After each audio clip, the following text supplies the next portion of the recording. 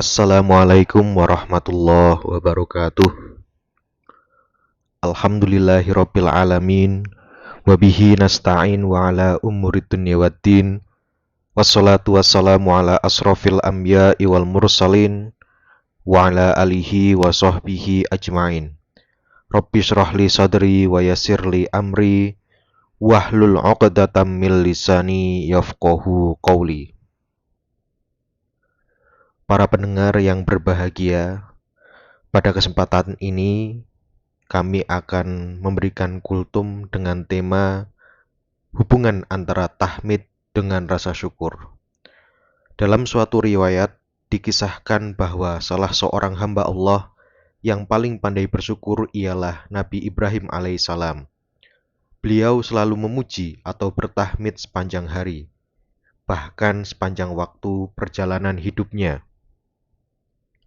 Diceritakan bahwa setiap kali hendak makan, beliau selalu minta orang lain untuk menemaninya. Jika tidak ada orang yang menemani, maka beliau pergi ke pasar mencari orang yang belum makan untuk diajak makan di rumahnya. Menjamu makan orang lain, terutama mereka yang kelaparan, merupakan kebahagiaan tersendiri bagi Nabi Ibrahim. Sebab hal itu adalah wujud rasa syukur dan tahmid atas rahmat dan karunia yang diberikan oleh Allah Subhanahu wa Ta'ala. Kisah Nabi Ibrahim tentang memberi makan ini dikonfirmasi oleh sebuah hadis sahih yang berbunyi, Kana awalu man doyyafad doifu Ibrahim. Orang yang pertama kali memberi suguhan kepada tamu adalah Nabi Ibrahim alaihissalam. Para pendengar yang dimuliakan Allah Subhanahu wa Ta'ala, apa itu tahmid? Tahmid ialah ungkapan spontanitas seseorang yang baru saja merasakan nikmat dan karunia Allah dengan mengucapkan kata hamdalah atau alhamdulillahirabbil alamin. Tahmid sudah dipopulerkan sebagai bahasa Indonesia seperti halnya kata syukur. Kata tahmid berasal dari kata hamida yahmadu, berarti memuji. Kata hamida digunakan di dalam ayat kedua surat Al-Fatihah. Alhamdulillahirabbil alamin. Segala puji hanya tertuju kepada Allah, Tuhan alam semesta.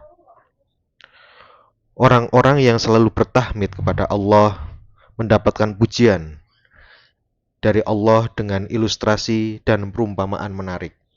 Seperti dalam firman-Nya, At-taibunal abidunal hamidunas saihunar raki'unas sajidunal amiruna bil ma'ruf wan nahuna 'anil munkar wal hafiduna li hududillah wa basyiril mu'minin.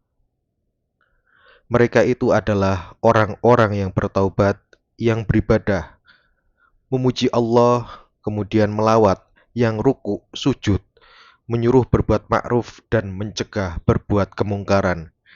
Dan yang demikian, mereka juga memelihara hukum-hukum Allah. Dan gembirakanlah orang-orang mukmin itu. Surat At-Taubah ayat 112. Tahmid bagian dari rasa syukur. Dengan kata lain, syukur cakupannya lebih luas dan lebih jauh. Menurut para ahli, hakikat syukur adalah menyandarkan segala nikmat kepada pemberi nikmat dengan sikap rendah diri.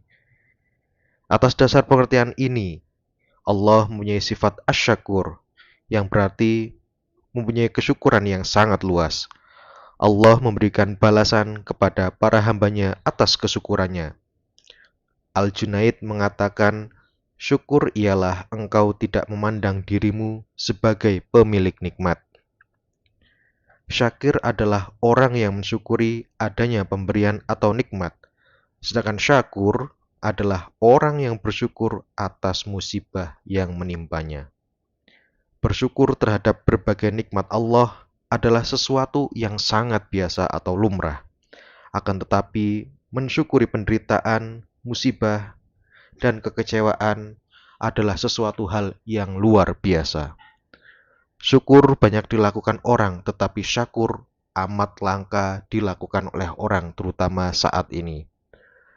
Bersyukur dalam arti syakur berarti bersabar menerima cobaan Allah dan tidak pernah salah paham terhadapnya.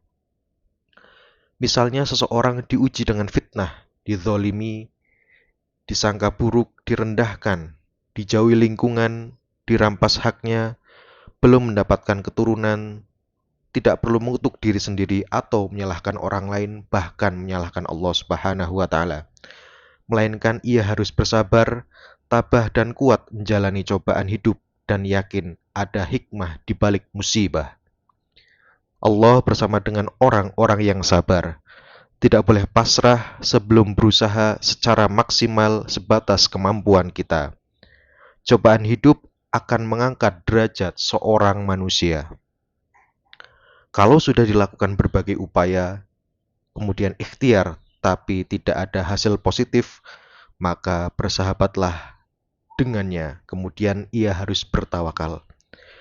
Bersahabat dengan musibah, menurut para ahli, dapat menurunkan kadar sakit, kecewa itu sendiri. Yakinkan pada dirinya bahwa musibah pasti bentuk lain dari rasa cinta Tuhan kepada diri kita. Nabi Muhammad SAW bersabda, tidak ditimpa sebuah penyakit, penderitaan, kekecewaan sampai kepada duri menusuk kaki, melainkan itu semua sebagai penyuci dosa di masa lampau. Tanda-tanda jika Allah mencintai hambanya, ia menurunkan siksaan lebih awal di dunia, supaya di akhirat nanti lunas.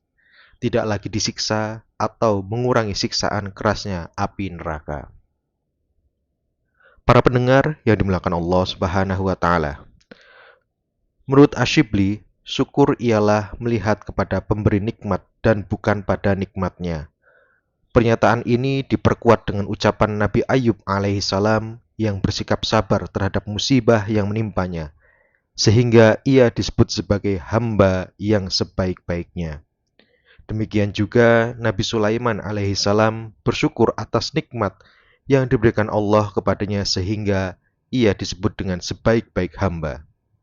Hal ini disebabkan karena keduanya berkonsentrasi pada pemberi nikmat dan bukan pada musibah atau nikmat itu, sehingga dengan demikian keduanya tidak merasakan sama sekali sakit ataupun kenyamanan. Para pendengar yang dimuliakan Allah, syukur ada 3 macam, yakni syukur dengan lisan, syukur dengan hati, dan syukur dengan tindakan. Syukur dengan lisan ialah rasa syukur yang diucapkan dengan melafadzkan hamdalah atau alhamdulillah. Syukur jenis inilah yang paling populer. Adapun syukur dengan hati, yaitu menyadari sepenuhnya atas segala apa yang disaksikan di bumi yang luas dan tetap konsisten menjaga kehormatan. Rasa syukur ini melahirkan sikap yang rendah hati di hadapan Allah dan ciptaannya yang agung. Selain itu, rasa syukur jenis ini juga mendidik hati agar senantiasa menyadari keberadaan Allah dan kebesarannya. Sementara itu, rasa syukur yang ketiga adalah dengan aktualisasi diri, yakni mengamalkan rasa syukur itu melalui perbuatan atau tindakan sesuai dengan yang dikehendaki oleh pemberi nikmat, yaitu Allah Subhanahu wa Ta'ala. Misalnya, mensyukur nikmat kedua mata adalah dengan cara menahan pandangan dari segala yang diharamkan Allah atas keduanya, lalu mengarahkan pandangan hanya kepada hal-hal yang baik yang dibenarkan oleh tuntunan syariat. Mensyukuri kedua telinga adalah menyumbat keduanya dari segala aib orang dan apapun yang tidak baik untuk didengar.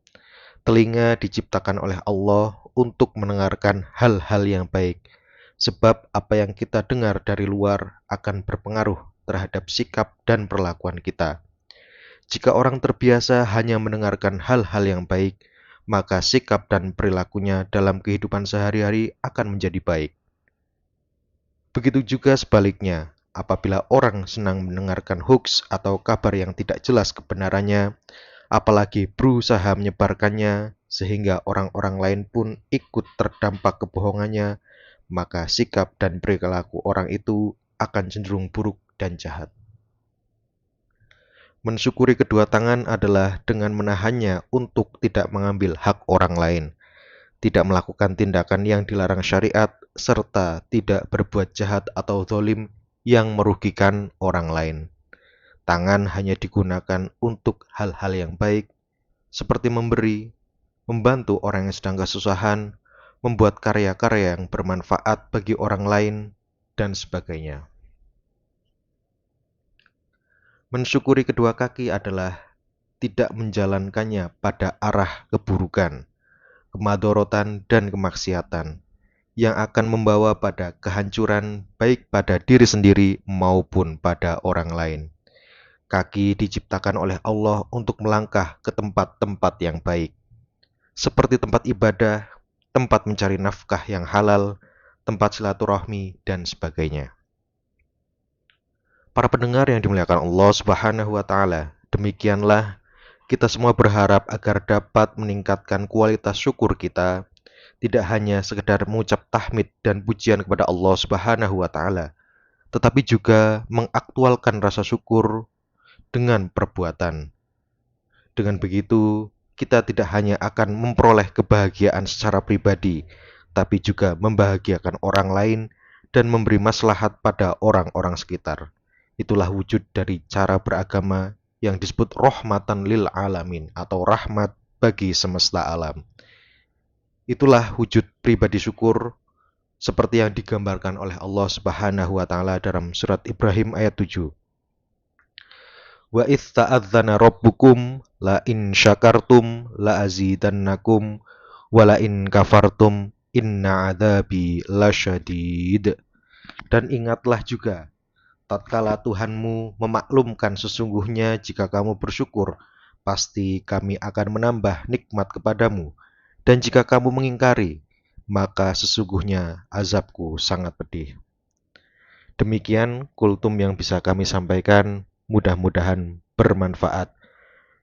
Billahi taufiq wal hidayah, wallahu a'lam bishawab. Assalamualaikum warahmatullahi wabarakatuh.